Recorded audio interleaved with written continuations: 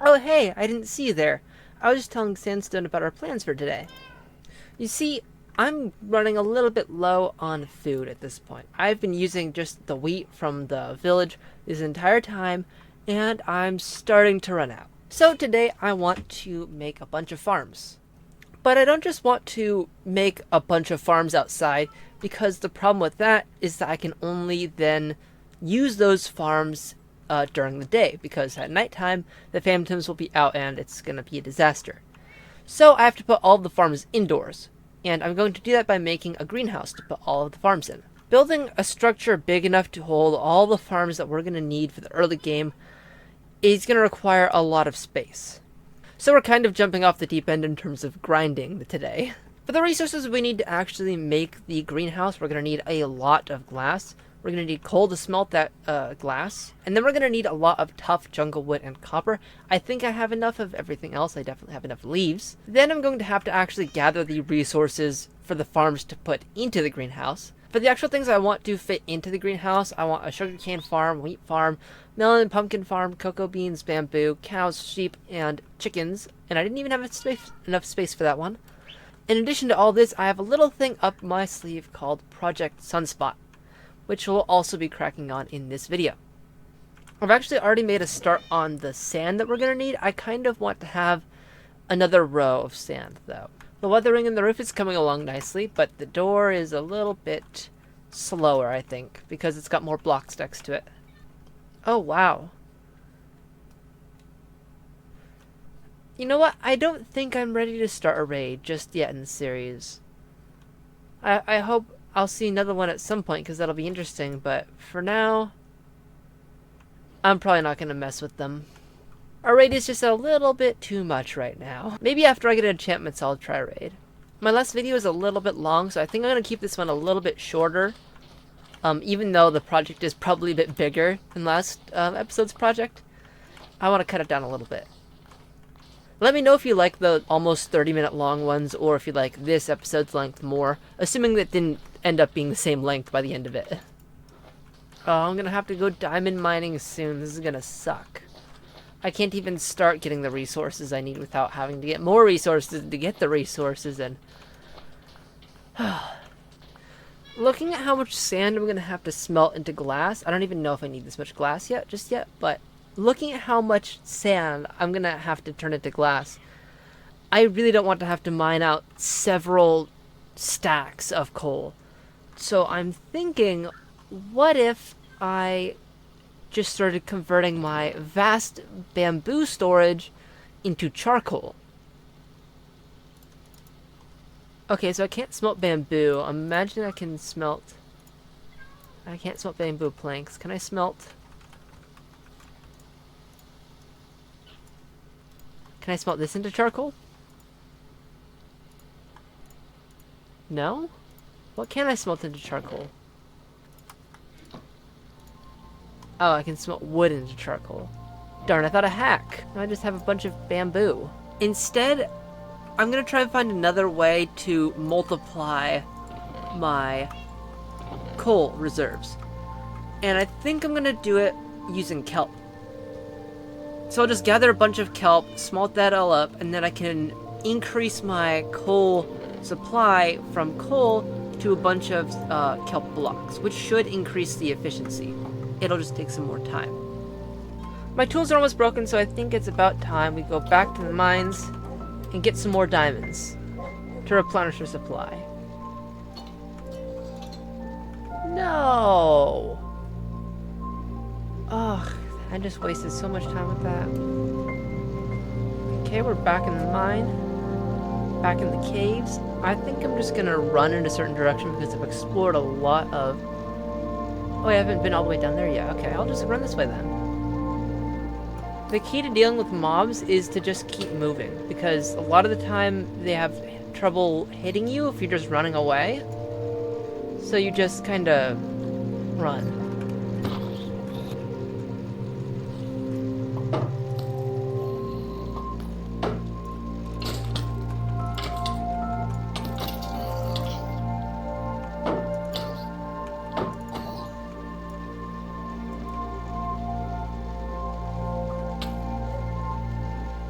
my god, okay.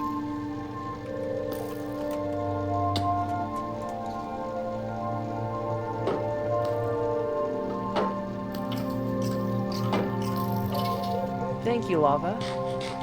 You might have just saved me there. I forgot to heal. Okay, now that I have 4 diamonds, which is enough to make a new pickaxe and a new shovel, I'm gonna head back to the surface so that we can continue gathering more resources.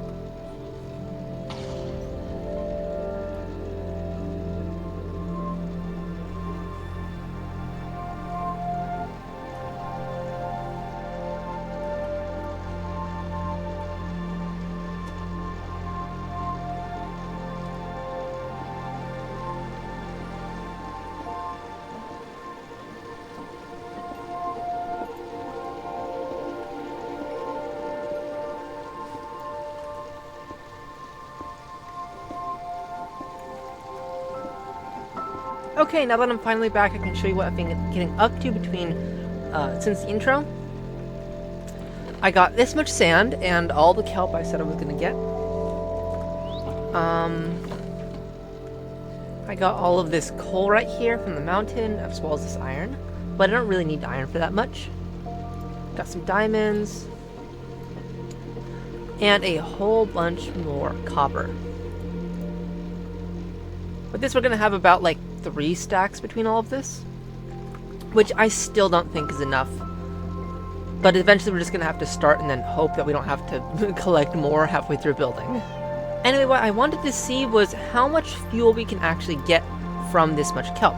I'm basically going to use it as like an exponential growth kind of thing, where I'm gonna use just the regular coal to smelt a little bit of the kelp. And then I'm just going to use, I'm just going to keep feeding the coal, the dried kelp back into the system to smelt more and more items. So I'll go use it, not with the dried kelp itself, but with the block of it. So I'll put in 2 coal for now. So now that I have 9 kelp, I can make 1 kelp block, which I can then use to smelt more kelp.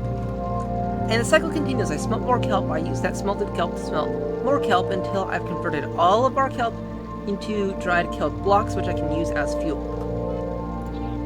And just like that, I have a full wall of furnaces all smelting kelp.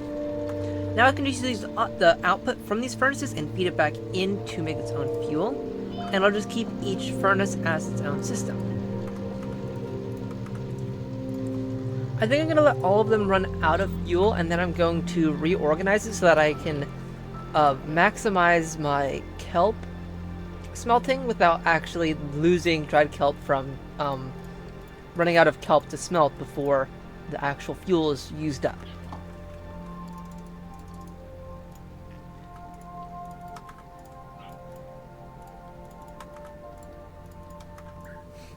Okay, that whole process got us 64 and 18 of the dried kelp blocks. Remember, each of these smelts 20 items. This is actually quite a bit. That kelp alone is probably going to be enough to smelt all the glass that we're going to need for the greenhouse. Meaning we're all set to start on the greenhouse. Except I know that you guys aren't that excited about the greenhouse.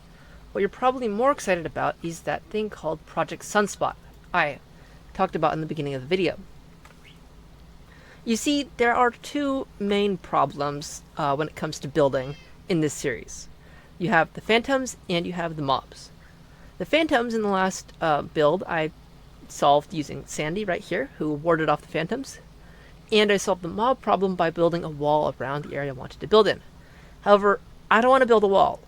That sucks. And as projects get bigger, it's going to get more and more annoying to have to build a giant wall out of leaves and tear it down again. So Project SUNSPOT is going to solve that. But I'm basically going to torch spam the entire countryside, so that no mobs can spawn anywhere near me, and all I have to worry about is the phantoms. From there, whenever I want to build anything in my base area, I can just put Sandy in a very advantageous position and start building. However, the catch is that I have to do this at night. I can't just light it up during the day because obviously I'm going to end up missing spots, or I'm going to be wildly inefficient with my torches and overlap the light a lot. It'll be a lot easier if I'm doing this at nighttime when I can see how far the light goes and how how many spawns I'm preventing. Fortunately, most damage can be avoided from mobs just by running, so as long as I have enough saturation and enough food, I can just sprint around and place torches, and I won't get hit by that much. Sandy, do you see that sunset over there, which we can barely see because it's raining again? When the sun rises, we will celebrate. Not because the sun will push the darkness back, but because the darkness will never return. And that's my cue to start lighting things up. I'm going to start by trying to just wrap around all the places I want to light up. So I'll just go around the edges.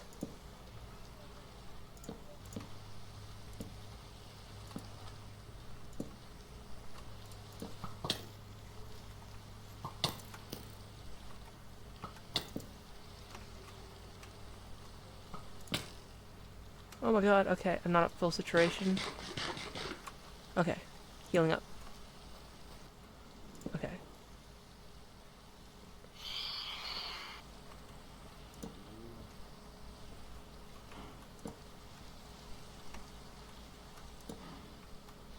Okay, and we're back where we started. Now I'll just go back and forth, I think. Oh my god, okay. It feels scarier than it actually is, because, see, I'm still at full health. That's the thing. With the power of Stake, I am invulnerable to all attacks. Okay. Oh no! That's a baby zombie. We run. The sun's starting to rise, but I think I can just copy my torch distancing from the night, and then I should be able to place the rest of the torches.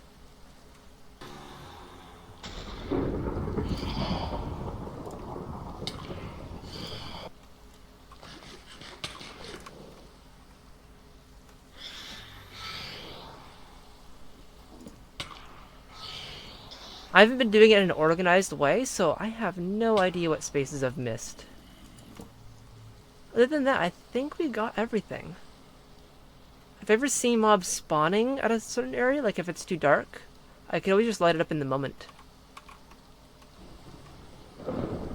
Whoa, did that just hit my house? I have a lightning rod on my house, but I don't know if it's actually... Yeah, I think it did, because the lightning rod's right there. I did hit it. Look at that, Sandy. Isn't it beautiful? This entire land is safe now. With your help from the phantoms and these torches, I don't think we'll have any more problems with mobs. Project Sunspot is not just a one-and-done thing, though. There are plenty more things to do as the scope of this series increases. I'm sure there'll be more areas that I want to have mob-proofed. And I'll also have to, at some point when I get the time and the resources, replace the torches with a more elegant solution. Like torches underneath a block of leaves, or frog lights with moss on top of them, or something like that. And just like that, the skies start to clear up, which means I can start moving resources over to the building site. Okay, with all of my resources in the chests over here, and the first batch of glass for the greenhouse smelting, I think we can crack on with building.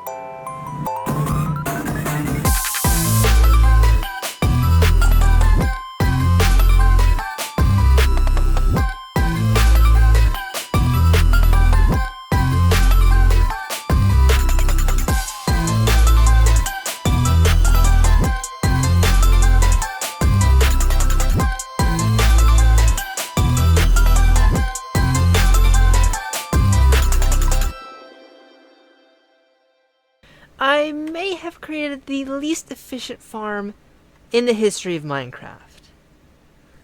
But first, let me show you the rest of the build.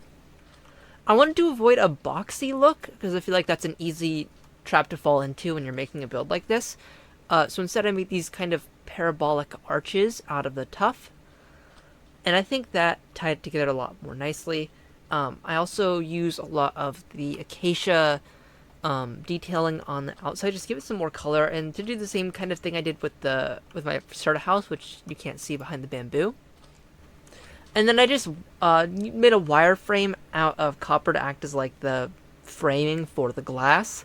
I actually got really lucky with the crafting recipe because what I didn't realize before is that when you turn a normal copper block into grates or the cut copper blocks, you actually get 4 of them, which is the only reason why I was able to finish this build in the first place. Also, this thing is massive, which is why I haven't been posting in the past, like, month or so. Again, like the first build, the copper hasn't completely oxidized yet. It has oxidized quite a bit, but not completely. So we'll see it in its true form in a few, like in the next episode probably.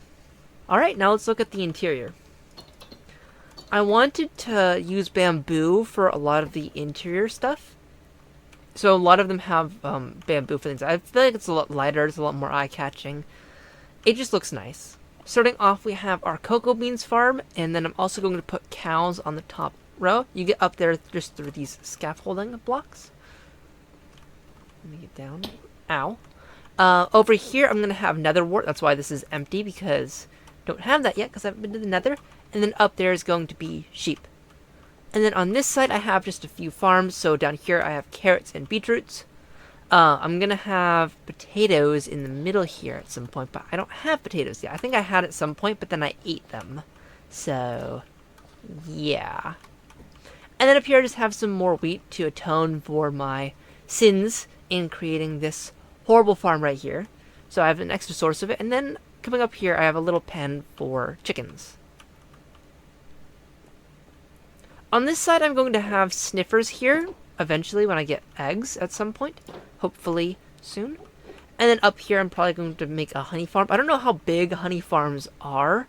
Pretty sure there's some pretty compact ones. Hopefully there are, because this is all the space I have set up for. I don't want to have to make an entire new building for it, but if I have to, then I will. And then you can see that I filled the entire roof with leaves. This is to prevent phantom spawns to a certain degree, because glass actually isn't enough to stop phantoms from spawning, because phantoms spawn when you don't have blocks above your head and it's nighttime, but leaves are actually only somewhat transparent, and so phantoms won't spawn if you have leaves above your head, or like copper grates or something. So phantoms will only spawn if I'm standing directly underneath the glass for a while. So leaves just help prevent the phantoms from spawning. I made this big structure in the middle here. I wanted to give it a little bit more like structure to it, and I also wanted to put a little like balcony thing up here so I can come up here and walk around, you know, get some elevation. I thought that'd be nice. Maybe I'll put something else up here eventually, some extra storage or something, I don't know. And then over here, this is the taller part of the greenhouse. I made these kind of hanging things to put leaves on. I think it looks very nice. We have our sugarcane farm over here. We have 3 stories of it. It's pretty good, actually. I've already gotten quite a bit of sugarcane from it. Over here, I have just a basic storage area. I was originally going to set this aside as like a farming area for like pitcher pods and torch flowers when I eventually get the sniffers, but I decided that I could probably just shove it in like that little thing over there or something. It doesn't take up a lot of space, so I just turned this into the storage area with some composters for the excess seeds. Over here, I'm going to have berries and glowberries growing. I don't need a lot of them, so I'm just going to have this little thing right here when I eventually get those plants. And then over here, I have melon and pumpkin. The first 2 floors are pumpkins, and the rest of them are melons. Okay, now to talk about the horrendous farm that I made for farming wheat. So I have another farm over here for a wheat that's just normal. You know, there's just a door, and you just go up each level, and you just, you know, walk around on the floor, and you mine it out, and then you place the seeds back. But before I made this one, I had an idea. I wanted to make a semi-automatic one, you know, like those like old school ones where you press a button and the water like flows down. So you only have to place the seeds down. You don't also have to actually mine actually harvest all of the wheat. It'll just take it down for you. I wanted to do that like modularly, so I wanted to be able to put like twice as much wheat by only putting one block in between. And then my idea was that I could have only one block here, so I can't enter this area. But then I would have water being pushed out by dispensers in the back of it that would push all of the wheat towards me, and then I could collect it all. I could like stand on these things, and I could mine it all, and I could have the water come and push it towards me for me to collect. The problem is that, first off, I had to put a bunch of stuff here in order to prevent the water from actually like falling off of the edge. So I have all of these fence gates that I'll accidentally click instead of clicking these trap doors to stand on, because otherwise I'm going up and down this ladder all the time and I can't harvest any of the wheat while going up and down like this. So I would have to stand inside of the fence gate and then carefully break all of the wheat. And it's just super finicky, right? Beyond that, I can't even place the seeds. Like, let me show you. If I place these, right? And I'm barely got any seeds. But if I place the seeds in the wrong order, like if I do these, I can't get that one in the corner anymore. I literally can't place seeds in that one in the corner. So not only is it super finicky to flick these trap doors on and off, and you always hit the fence gates instead, it's also impossible to place the seeds in after you've actually harvested it. And then my original plan was to have one dispenser per floor that would dispense one water bucket, and then it would flow all of the wheat towards me, but let me just show you. I'll just take it from here, why not? So if I place water in the back there, let me just stand on, okay. Stand on this. If I place it here, okay. That was meant to happen. Hold on. Now that there's a block there, if I place this here... Wait, it does now. What? That's so weird. Okay. So it can work. Originally, when I was placing it, it wasn't dispensing it all the way through these, and it would only dispense so many. It would only, like, cover so much ground for some reason. But now it seems to be working fine. Regardless, this is still a horrible design. The only usable one is this one because I can stand up here. Anyway, while I could take this down, I think I'm just gonna leave it, at least for now, as a testament to how stupid of an idea this is. Anyway, that's the full tour of my new greenhouse. Now, you might notice that I am holding a stone axe in my inventory. That is because I'm broke. Basically, I ran out of durability on my diamond axe while making this, and then I made an iron axe, and then I had to spend the rest of my iron on chains and lanterns, because obviously regular torches are just too ugly. And then the iron one broke too, so now I have a stone axe and armor that's about to break. So rest assured, we're probably going to be mining next episode. The last thing we need to do, of course, to finish this project off, is to get some actual animals into their pens. Don't ask me where I got these leads.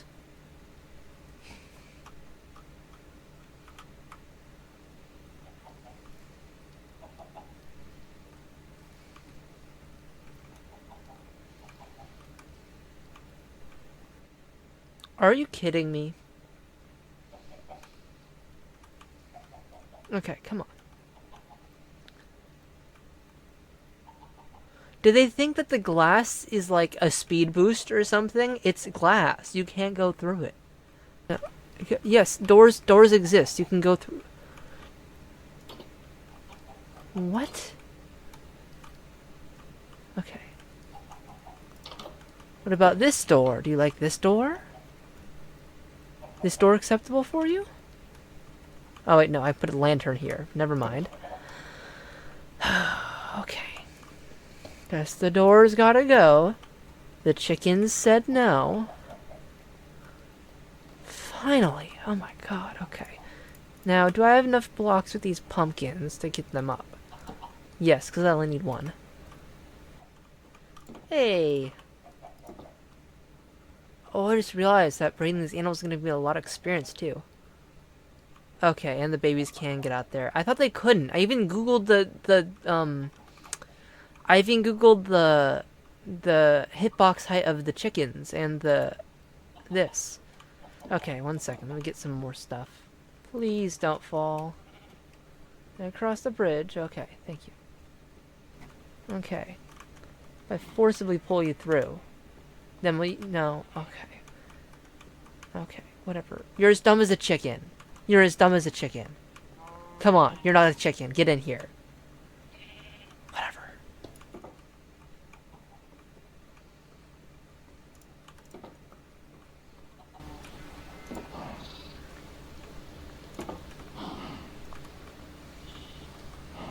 Alright, everyone come in. And with that, I think this video is pretty much over with. I know this one took really long, but it was a very big project, and I'm glad that we finished it, because now we'll have actual food and resources for episodes to come. Anyway, thank you for sticking around, and thank you for waiting, and I'll see you in the next one.